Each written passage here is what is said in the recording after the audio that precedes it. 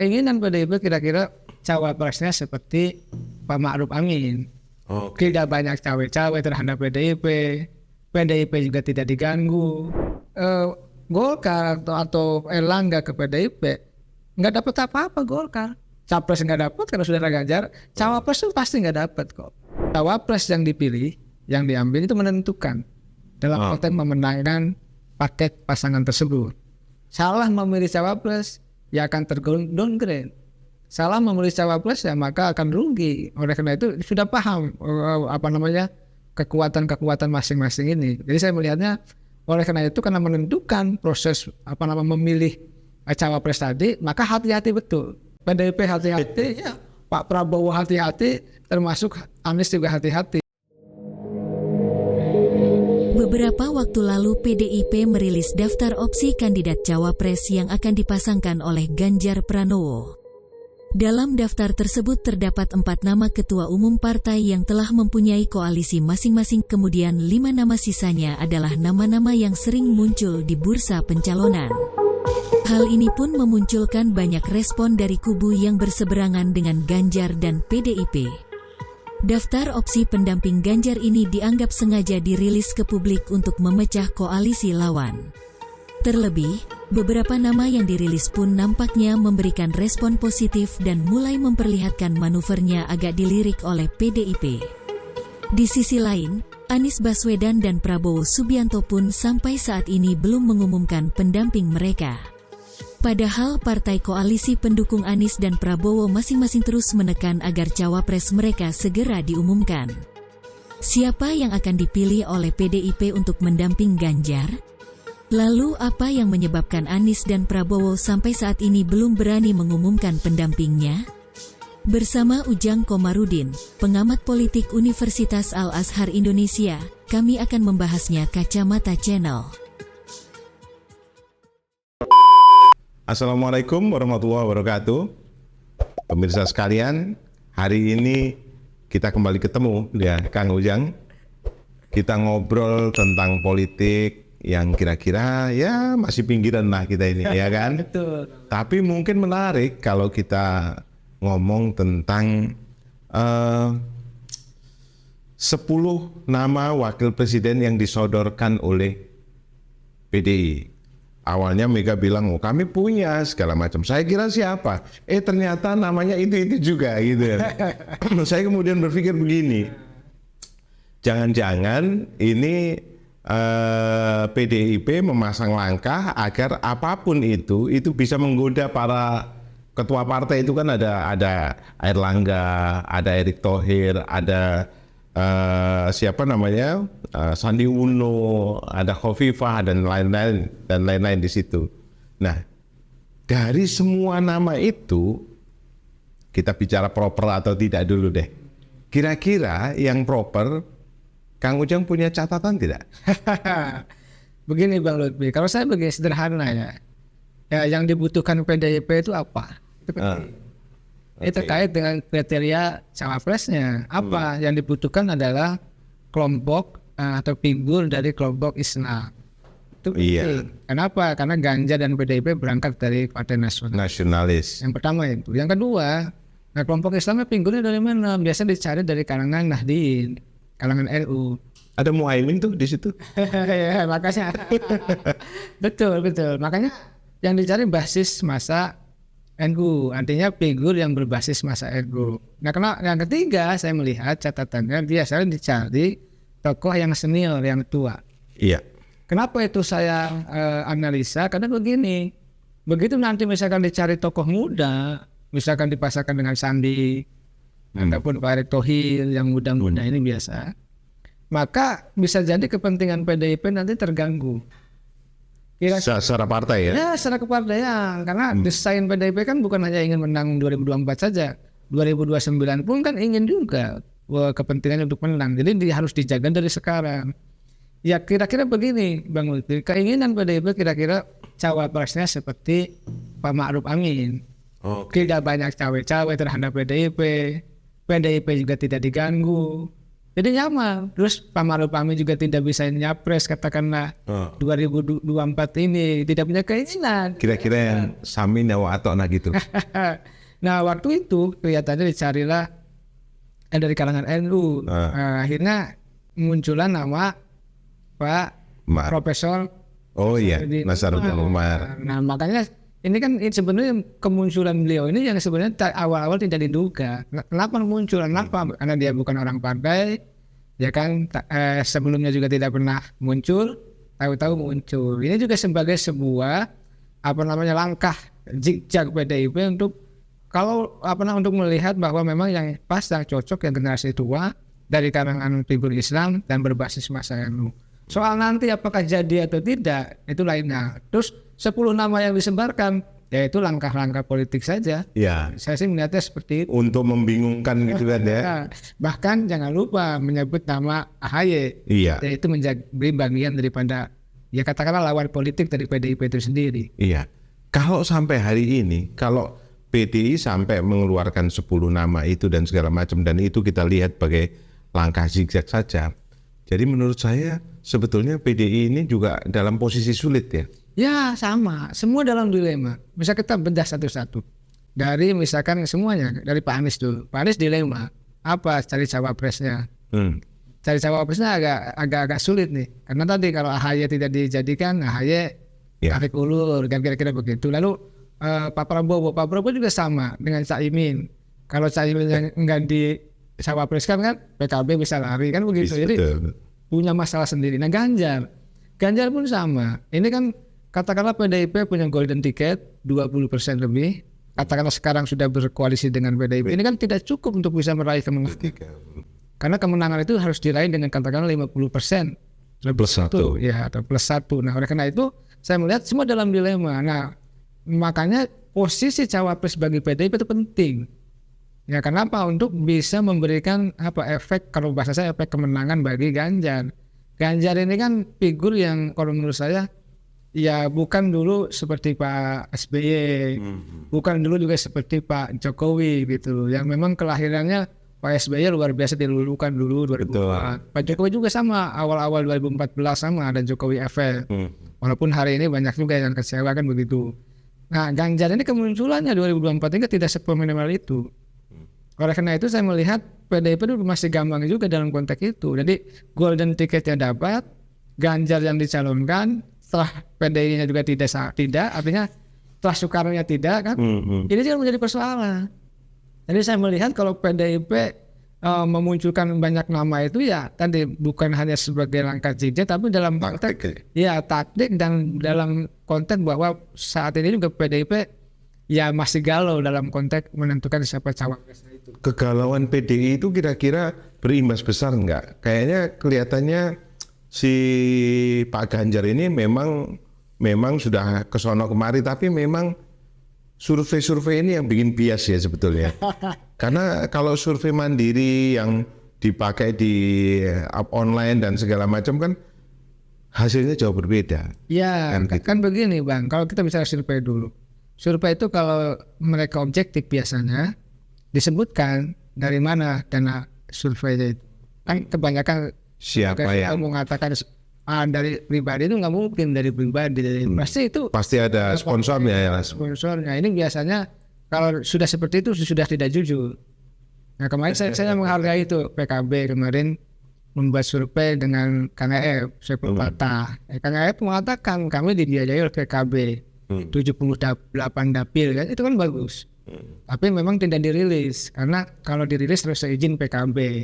Itu yang benar. Jadi dalam konteks itu survei itu ya seperti itu. Kalau objektif benar bisa dipertanggungjawabkan. Nah, bias survei ini yang menjadi problem tadi kan. Sebenarnya sejauh mana survei yang ada ini tadi kan merubah persepsi publik. Tapi surveinya tadi ada yang objektif, ada yang tidak, ada yang dimainkan, ada yang diangkat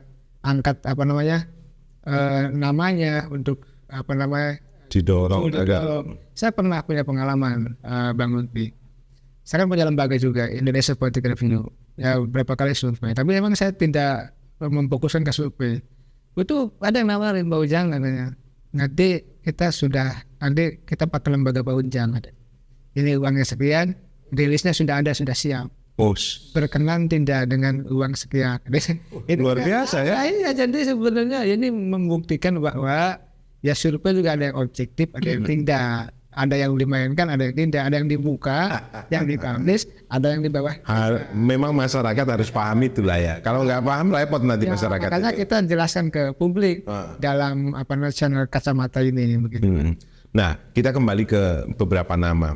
Dari 10 nama itu, kira-kira kalau kita tidak melihat itu sebagai taktik atau dan kemudian tidak lihat bahwa dari kelompok agama yang diminta PDI itu kira-kira yang paling cocok kira-kira siapa ya? Atau paling mampu ya? Kalau semua ya mampu lah kalau ini. Tapi kira-kira untuk nambal bebannya PDI agar tidak ke kalangan-kalangan tua dan yang kemudian tadi tidak merecoki partai, karena kan bisa saja understandingnya begini bahwa kamu tidak boleh begini. Jika itu terjadi, apakah Erik segala macam itu masuk ya? Saya sih waktu itu saya dengar, saya selidiki Bang, saya amati juga, saya cari-cari informasi ke dalam. Ya sebenarnya Pak Erick Thohir dulu masuk, tapi ya dengan ditolak. Pak Sandiaga juga masuk oleh kalangan PDI sendiri. Biasanya Bu Mega. Oh, Bu Mega. Iya, jadi Sandiaga Uno juga sama. Sudah masuk ditolak. Makanya Sandiaga Uno begitu keluar dari Gerindra ingin langsung masukkan ke P3. Lalu ingin cawapres Ganjar kan nggak jadi. Seperti layang putus dulu nih, baru per hari ini ya mau masuk gitu kan. Hari ini kabarnya hari ini tapi belum. Itu pun karena awalnya sudah sangat pede ingin jadi cawapres Ganjar. Saya dengar dari kelompok mereka bahwa ditolak Megawati begitu. Nah, artinya Megawati ini sangat independen dalam menentukan cawapres. Dan memang hanya dia yang bisa kan? Hanya dia yang bisa. Termasuk Pak Jokowi juga pernah menawarkan Erick Thohir ke ke Bu Megawati. Tapi tadi Bu Megawati ya tetap dengan pendiriannya bahwa ya cawapresnya tergantung dia kan. Dia, ya. Nah, soal siapa nanti yang menjadi cawapres Ganjar, tentu saya belum tahu Bang. Tapi kalau saya ingin boleh memberikan masukan ya kepada PDIP ya cari betul tokoh yang bisa diterima oleh masyarakat Indonesia. Itu penting. Karena kalau itu tidak dilakukan berarti kan PDIP hanya membawa gerbongnya sendiri. Nasionalis ya. Sendiri, Dan Ganjar belum diterima oleh seluruh rakyat Indonesia gitu. Dan saya meyakini antara kelompok nasionalis dengan agamis kan tidak harus dibenturkan. Iya. Tapi disinergikan gitu. Itu kan kalau kita bicara politik aliran hari ini lah, paling kan dua besar aliran itu kan ada nasionalis dan agamis kira-kira seperti itu. Oleh karena itu ya kalau PDIP-nya sudah jelas ya mengklaim diri sebagai partai yang nasionalis, maka ya suka tidak suka harus cari kelompok figur dari kelompok Islam itu, siapapun lah ya, mau dari partai. Jika kemudian wakilnya itu misalnya kita bilang tidak kelompok Islam, tetapi bahwa dia sudah punya P3 kan masuk dalam lingkaran mereka, itu bisa atau enggak? Ya butuh dorongan yang lain karena P3 ini memang katakanlah basisnya NU, tradisional. Tapi tidak cukup kuat. Nah, kecuali kalau PKB, ya kalau PKB masuk, ini bisa mewakili kalangan Nahdliyin secara umum. Betul. Gitu. Karena dia kelima ya kalau PKB. Ya, cuma memang menang 2019. Ya, persoalannya kan Cak Imin sudah berkoalisi dengan Gerindra. Apakah nanti koalisinya solid atau tidak kan begitu? Kan pokoknya bagi Cak Imin harga mati dulu cawapres Prabowo. Soal jadi atau tidak lain lagi kan. Kalau nanti bisa loncat ke PDIP itu PDIP mendapatkan keuntungan yang besar. Jadi ada partai nasionalis didukung partai hijau kan PKB yang berbasis masa NU.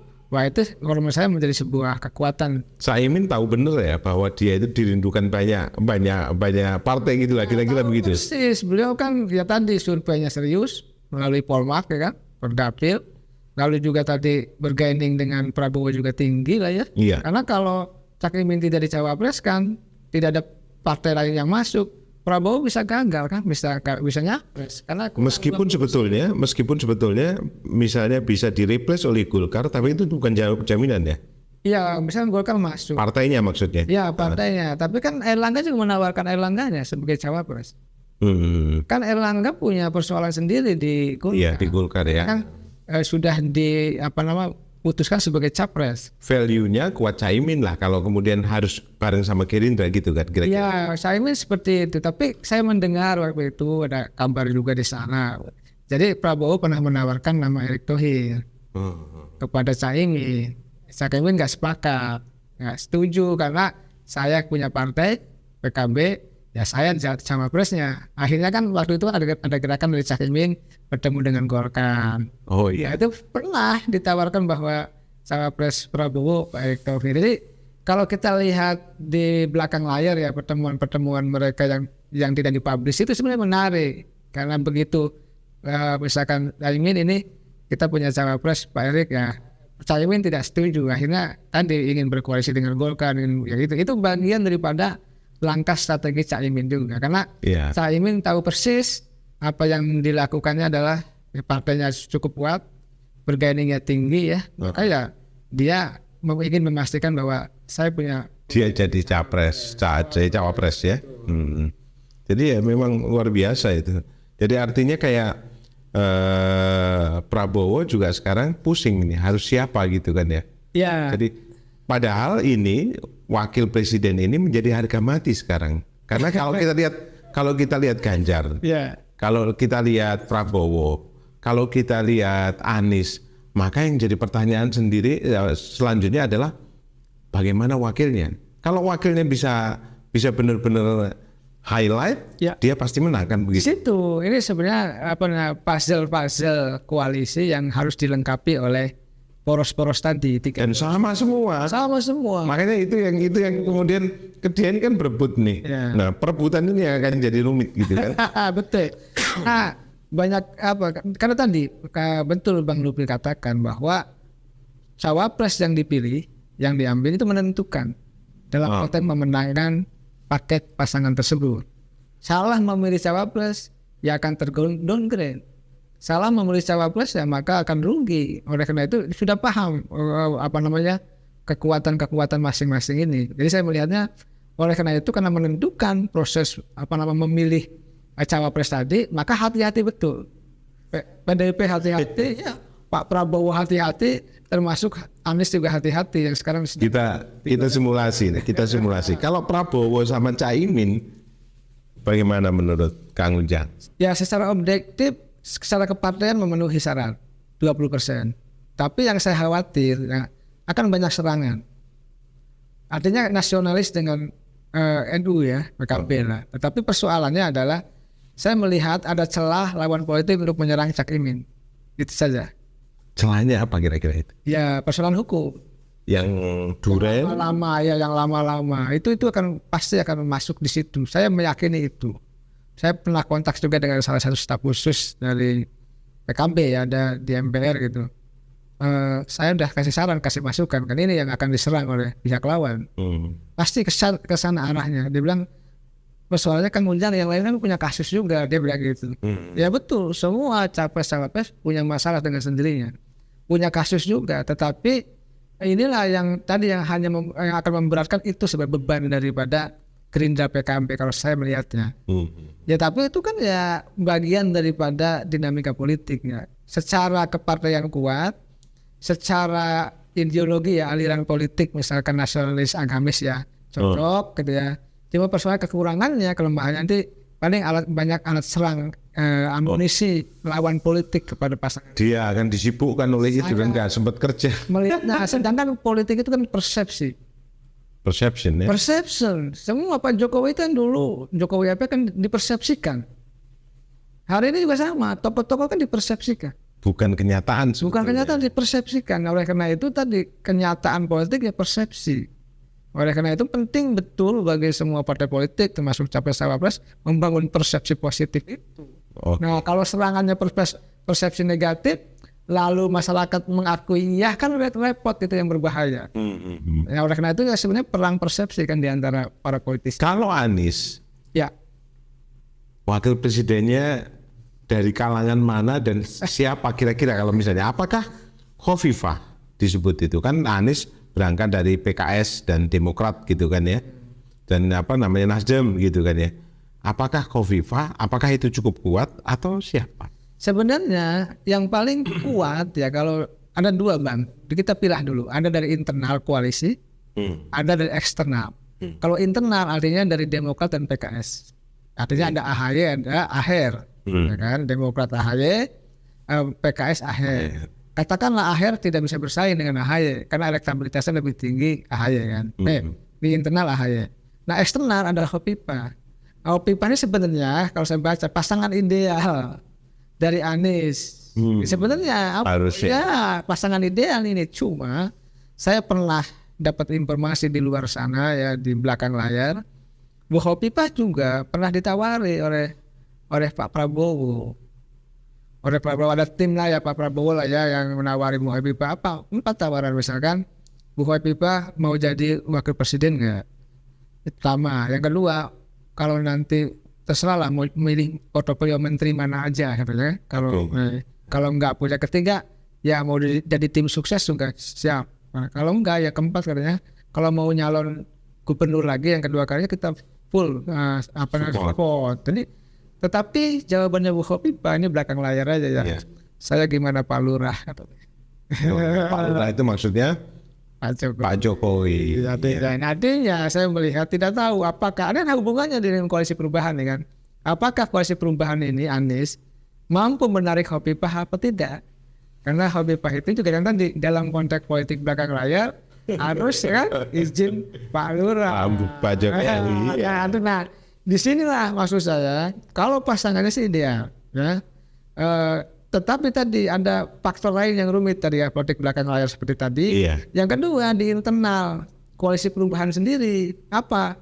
Ya AHY nggak terima dong. Iya betul. Nggak mau dong. Kalaupun nggak terima, dia lari misalnya, atau dia ini mau lari kemana? Demokrat. Betul.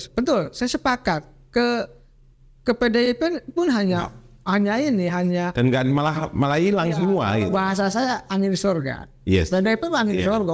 Mau jadi cawapres itu angin surga aja. Itu politik, mohon maaf, bohong aja lah. Kita udah paham lah. Dan tidak mungkin PDIP ngasih angin kepada Demokrat untuk berkuasa menjadi cawapres. Dia sudah mau kemana gitu kan? Ini yang pilihannya nggak punya pengalaman 2019 yang lalu. Ketika misalkan Prabowo kan mau dipasangkan oleh AHY dengan AHY dulu 2019 sebelum dengan Sandiaga Uno. Itu detik-detik terakhir kan Sandiaga Uno yang siap. Akhirnya nggak jadi dengan AHY, kan waktu itu perang dong antara Prabowo Gerindra dengan Demokrat.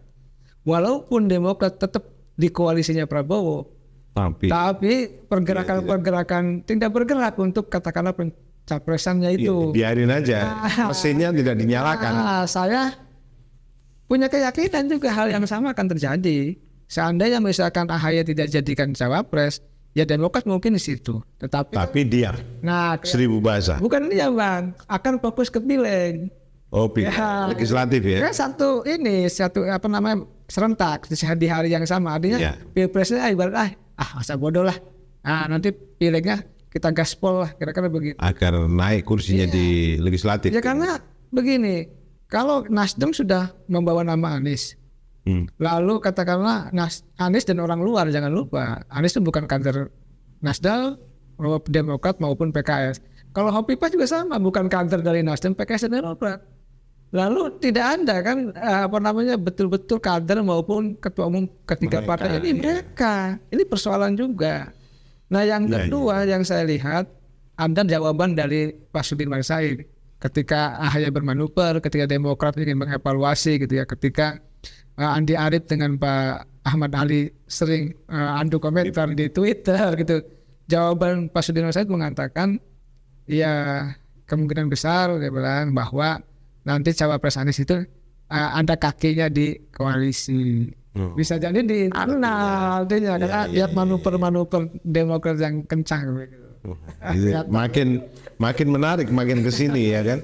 Kalau kemudian Prabowo ini kan kita bisa asumsikan bahwa wakilnya memang Muhaimin. Muhaimin kartunya mati. Aku jadi wapres atau aku cabut dukungan gitu. Dia bisa ke PDI juga bisa.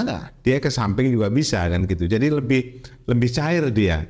Dan mungkin Apa mungkin misalnya kalau kemudian meskipun dia sudah di PDI sudah ada P3, dia lari ke P3 misalnya. Mungkin kalau Caimin dan bisa ya ininya ya. sangat bisa kan pengalaman kita. Caimin kan insting politiknya tinggi. Biasanya nyari arah angin siapa yang akan menang. Gitu. Biasanya kalau yang menang nanti ya Prabowo, ya arah anginnya di Prabowo. Biasanya Caimin itu. Biasanya setiap pemerintahan Caimin selalu ada dalam kekuasaan. Iya. Nah, sama juga misalkan kalau nanti arah anginnya ke Ganjar, ya bisa ke Ganjar. Tetapi saya melihat dalam konstruksi politik saat ini, sebenarnya kalau Caimin dipasangkan dengan Prabowo, yang menang kalah ya ada di Prabowo. Artinya berkoalisi dengan Prabowo. Cuma persoalannya kan tadi Prabowo-nya masih belum siap menjadikan Caimin sebagai cawapres. Ya, tadi ada alat serang orang lain ya yang kan mau melemparkan amunisi terkait pembusukan terhadap koalisi ini. Ini Prabowo persis tahu. Oleh karena itu semuanya tadi tidak ada yang sempurna dalam konteks poros-poros itu. Dia belum yakin, Prabowo juga belum yakin akan pasangannya lah. Ya, dengan dia kan paham lah ya kan, intelijennya kan juga jalan ininya seperti apa gitu kan. Jadi artinya jikapun Muhaimin itu pindah, Prabowo pasti akan cari yang bisa dari kalangan agama, apakah itu Khofifah atau apa. Dan itu tidak sulit bagi Khofifah karena Pak Lurahnya kan juga yang nyuruh bikin. Sebenarnya yang menarik kalau Prabowo Khofifah. Tadi kalau di belakang Pak Lurahnya ya kan main juga di Prabowo kan, itu menarik. Cuma tadi NU-nya harus bersatu. Artinya mau nggak Caiminnya kalau Prabowo Khofifah kan? Orang saya punya partainya kok, PKB punya saya. Ya, maksud saya kalau kemudian jika kemudian Muhaimin ini ditalak gitu dan kemudian Prabowo masuk dengan Khofifah, itu kemungkinannya tinggi nggak suaranya? Tinggi, sangat tinggi. Tapi persoalannya dapat 20% nggak koalisinya pasca PKB kabur, pasca PKB menghilang. Atau siapa ini ya yang mendukung Khofifah misalnya? Masalahnya di situ kan ya. Kecuali kalau Golkar ya menyerahkan tiket kepada Khofifah. Itu menjadi pasangan yang kuat. Luar biasa, karena Golkar ketiga suaranya kan ya, tahun 2019. Yang dicari oleh Pak Prabowo adalah tokoh dari kalangan NU. Dan Khofifah dari dulu sudah dicari-cari oleh Pak Prabowo. Itu menjadi jawaban pula kenapa Pak Erlangga itu nggak begitu laku, kira-kira begitu. Ya, kalau Pak Erlangga dari dulu ya saya amati gitu ya, ini objektif dalam konteks menganalisa ya. Tantangan Golkar kan itu, partai besar, partai berpengalaman, Pak Erlangga nggak cukup laku dijual sebagai capres maupun cawapres. Padahal sebetulnya kalau main gimmick politik sebagai pemenang ketiga itu sangat cukup ya. Sangat cukup. Modalnya banyak, Bang Lutfi. Apa? Modalnya tadi partai berpengalaman, dia pemenang ketiga suara ya nasional. Jangan lupa pemenang kedua suara di parlemen. Oh iya, Golkar. Iya, dekonversi suaranya lebih tinggi gitu loh. Nah, yang kedua Pak Erlangga kan Menko Ekonomi. Jadi sebagai ketua umum partai, sebagai Menko mestinya bisa mengakselerasi itu. Apa namanya ya? Modalnya itu banyak gitu lah kira-kira. Modalnya banyak. Modalnya banyak. Anggaran juga banyak. Mungkin itu juga kemudian beliau self confidence untuk menjadi presiden. Tapi kan pasar menghendaki yang lain kira-kira. Betul. Akhirnya kan begini, kalau konsep usul fikih kan. Malai drokukulu, lai drokukulu. Kalau tidak jadi capres, cawapres pun oke. Iya. Persoalannya sekarang kan Pak Erlangga ditetapkan sebagai capres oleh Golkar di Munas dan dipertegas di Rapimnas, tapi kan nggak laku nih. Betul. Sekarang kan turun jadi cawapres, ingin jadi cawapresnya Ganjar kan, ingin jadi cawapresnya Prabowo. Ini juga agak keteterannya agak kurang laku juga. Kalaupun misalnya Ganjar sama Erlangga kan juga malah berita buruk buat PDI kira-kira. Ya justru itu nggak mau PDIP-nya dan sangat paham itu. Justru kalau Golkar atau Erlangga ke PDIP nggak dapat apa-apa Golkar. Capres nggak dapat karena sudah ada Ganjar. Cawapres itu pasti nggak dapat kok. Kenapa nggak dapat cawapres? Ya karena Bu Mega dulu hubungan PDIP dengan Golkar kan tidak bagus. Artinya meskipun PDI itu menanggalkan agamis, maka Golkar pun tidak bisa nambah suara ini ya. Tidak, karena yang dicari oleh PDIP bukan menambah komposisi dukungan partai, tetapi mencari figur yang cocok, yang pas untuk memberikan sumbangan kemenangan bagi Ganjar. Itu, jadi bukan partai, jadi cari figurnya. Karena tahu persis pertarungan Pilpres adalah pertarungan figur. Oleh karena kalau kemudian ada yang masuk namanya Mahfud MD, gimana tuh Mahfud MD? Mahfud MD menarik, tapi apakah ada partai yang mendukungnya? Karena itu juga penting. Itu menarik juga karena sekarang kan lagi jadi tren ya. Mahfud MD sedang disukai lah oleh publik ya, karena sikapnya yang terbuka, jor-joran membuka kasus Sambo, BLBI gitu kan. Itu kan bagaimanapun jasa dia lah. Ya itu harus kita hargai. Tapi apakah mau masuk tidak ke PDIP? Lagi-lagi tergantung Bu Mega juga kalau Mahfud MD. Ini tadi kalau nggak punya partai pun kalau Bu Mega menghendaki kan bisa aja. Kita tidak tahu gitu. Ini ceritanya berarti kan begini. Membaca Mega, ya kan? Membaca Mega itu artinya membaca mendung, mau hujan atau enggak, membaca arah angin kan gitu, ya kan? Ya. Jadi artinya 10 nama cawapres itu memang hanya dulanan sajalah bagi PDIP, ya kan? Untuk lu mau nggak gini itu, untuk ngelihat langkah ini, dan itu saya kira semua partai paham lah. Sangat paham. Mereka tahu persis bahwa ini mainan politik, ini gimmick ya kan? Dan sungguh-sungguh karena sesungguhnya namanya ya sudah ada di kantong Megawati. Mungkin kuda hitam itu Profesor. Ya, yang memungkinkan ya kalau misalnya yang kuat ya, indikator atau indikasinya kalau tidak ada perubahan ya kan Profesor Nasaruddin Umar. Karena ya hasrat politiknya enggak tinggi, bisa dikendalikan, tidak bisa juga mengganggu PDIP gitu. Itu yang saya bilang Samina wa Atona itu Profesor ini ya kan. Artinya apa? Artinya bahwa PDI dan P3 sudah cukup confident ya.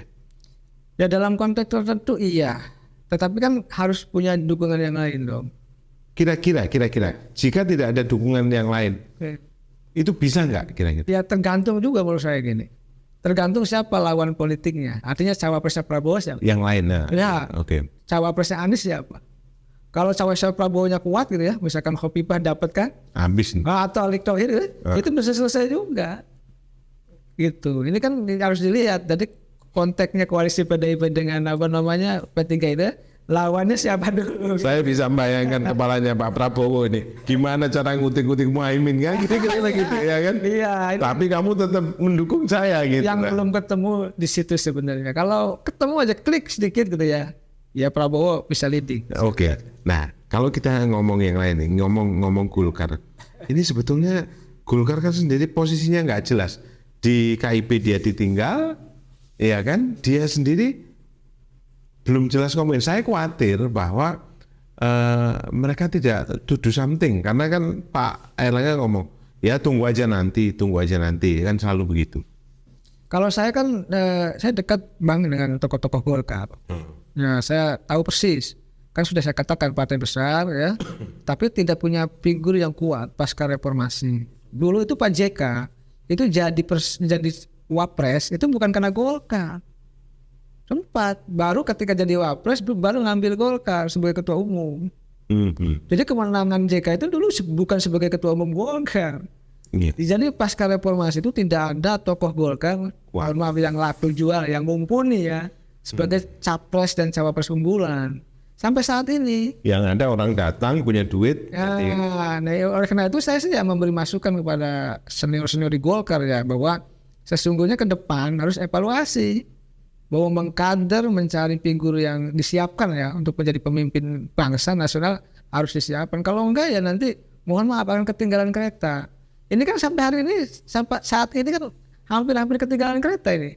Iya ibaratnya Golkar mau dijual ke PDIP kan kami udah lengkap ibaratnya kan 50%. Mau di ke Prabowo juga agak berat karena menawarkan Pak Erlangganya yang dianggap Prabowo pun.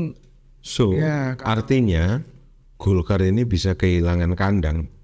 Saya sih melihatnya begitu. Kalau tidak cepat-cepat akan kehilangan karena itu akan yang membuat rugi. Nah, saya pernah